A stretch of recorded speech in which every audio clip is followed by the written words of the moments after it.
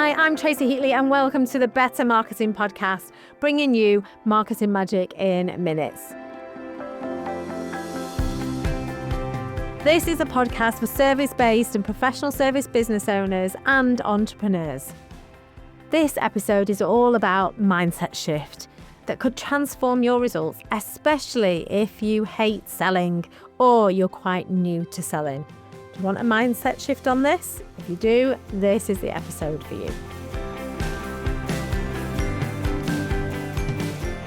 We're talking about how to stop selling in the traditional sense and start focusing on solving. You'll learn how this one shift can make your marketing feel better, work better, and convert better. So my first focus is on why solving works. The fact is that no one likes to be sold to, but everyone loves being acknowledged and they love having a problem solved. When you position your services as solutions, people listen differently. It builds trust faster, reduces objections, and it creates stronger relationships. One of my strategy cycle program clients is a psychotherapist. She used to struggle with promoting herself.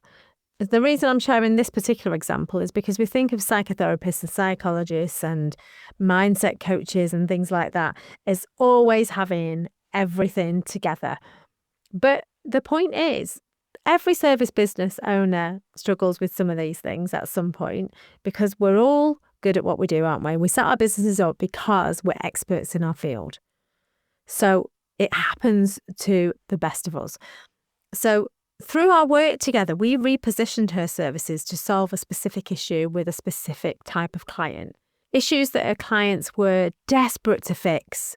Now, with that clarity, her confidence grew, my client's confidence grew in her marketing, and therefore her client base, their confidence grew in her. So we were able to focus on what the problems were. Now, she knew what her clients' problems were because she's dealing with them all the time. What she hadn't done is thought about this from a marketing perspective.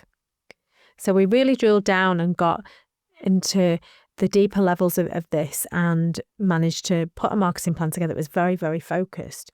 And because we were then focusing on solutions rather than the problems and thinking about other elements of marketing, she actually started to enjoy marketing more because it became less about her promoting her services rather than her solving the problems, but providing the service, but being there for her clients. She was able to speak to her potential clients through her marketing in a way that they understood.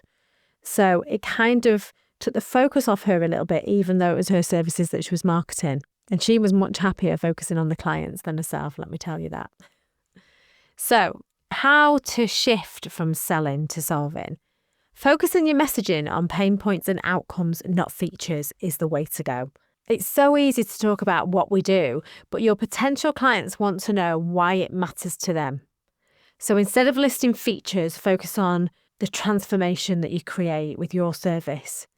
Don't tell them that you offer marketing consultancy, for example. Not that you're going to do that because I'm the marketing consultant, not you, but don't say I offer marketing consultancy. Tell them that you help businesses build strategies that actually work and get results from the marketing so that they get the right clients coming to them at the right time, at the right price, that kind of thing. So when your message speaks directly to pain points and the pain points or the desires, your audience immediately feels seen and understood. So this is the kind of work that I often do in my strategy cycle program clients. And once they stop describing what they do and they start focusing on the outcomes, and everything clicks into place. Now, I give them a step-by-step. I break everything down, so everything step-by-step to get to the bottom of and the nitty-gritty of what that really is. And I know I'm going into it at a very basic level now, but I want to share this with you so that you can start putting actions in place to make those changes in your business right now. Now, here's another one. And this is something I get my clients to do all the time. So you use the words of your ideal clients, not the words that you would use for your industry jargon. Okay? You'll have ways of interpreting what they say and what they mean. You might be putting labels on things based on what your industry is. And what I want you to do is start using the words of your client as you're communicating through your marketing, because that way your messages will hit home with them. They'll be able to relate to it more. They'll think, she gets me or he gets me. I'm saying she because I'm a she, but you get my drift. You want to be speaking to your ideal clients directly. So I often find that clients tend to use their own internal language, not that of the customers. If your customers say, grow my business, but your content says, achieve scalable operational expansion, do you get my point? If you're using that in your marketing, they're not going to relate. So if your client's saying, grow my business, you talk about grow my business. Every industry is different. You're going to have your own terminology, but hopefully that you've got my point. Essentially, what I want you to do is mirror their words back to them. It builds connection and it builds trust. So if you build a rapport with somebody, we talk about sometimes about mirroring and matching. You're doing that through your marketing. I want you to be mirroring and matching through your marketing so that your words, everything that you're using hits home. They feel a connection to you and then they're more likely to become clients. If you only take one thing from this episode, do that. And if you're not sure what words your clients are using, go and have a look at your Google reviews or your testimonials and look at the words that you're using and use them. I've done that with a client before now and we changed everything around just by doing that. So that's, if you only take one thing away, then do that. The next thing I want you to do is to start building stories and examples into your content. They're more persuasive than pictures. So imagine I'm on this podcast episode and I'm not giving you any examples of how things have worked. You might be thinking, well, so what? Or, how are you going to back that up? But stories are how humans connect. They make your message memorable and emotional, and emotion drives action, and action drives inquiries and it drives sales, which is ultimately what you want for your marketing. So think of a client success story that you could share, like the organisational development client that I just previously mentioned now. I may have mentioned during other episodes as well.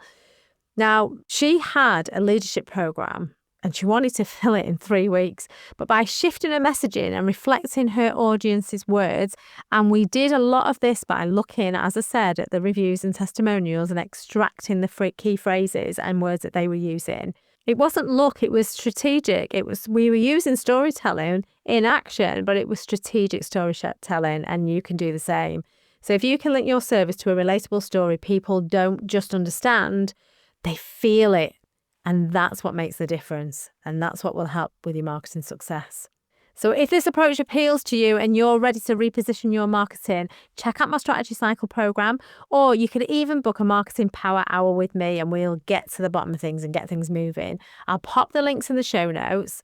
Whichever marketing or AI service that you're interested in, I'm happy to offer a complimentary discovery call, which you can arrange via my website.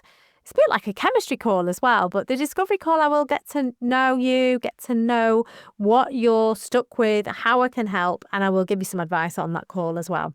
So key takeaways that I want you to take away from this episode about stop selling and start solving. Solving beats selling every time. Speak to problems, not products. Build trust, not pressure. Take those things away with you and take action with this straight away. I'm Tracy Heatley. Let's connect on LinkedIn. You'll find me by looking Tracy Heatley, Chartered Marketer. Look me up under that. That's what I am on LinkedIn. Also, do follow me on Instagram, Facebook, YouTube. I'm at Tracy Heatley UK on socials. All the details are in the show notes. And remember to subscribe to the podcast and do feel free to leave me a review as well. If you don't want to miss the next episode, if you subscribe, you'll get a notification. In the next episode, we'll be talking about AI. I'm going back to AI. There are lots of other episodes within this series on other elements of AI, and I haven't done one for a while actually, but the next time I'll be focusing on AI tools that save you time, not cost you sales. So if you want to save time, I'm going to give you some tips on AI tools that you can be using in your marketing. So I think we'll leave it there. I think I've packed that full of things for you to action. Like I say, I'm Tracy Heatley, and I thank you so much for tuning into the Better Marketing Podcast, bringing your marketing magic in minutes. And remember, better marketing means better business.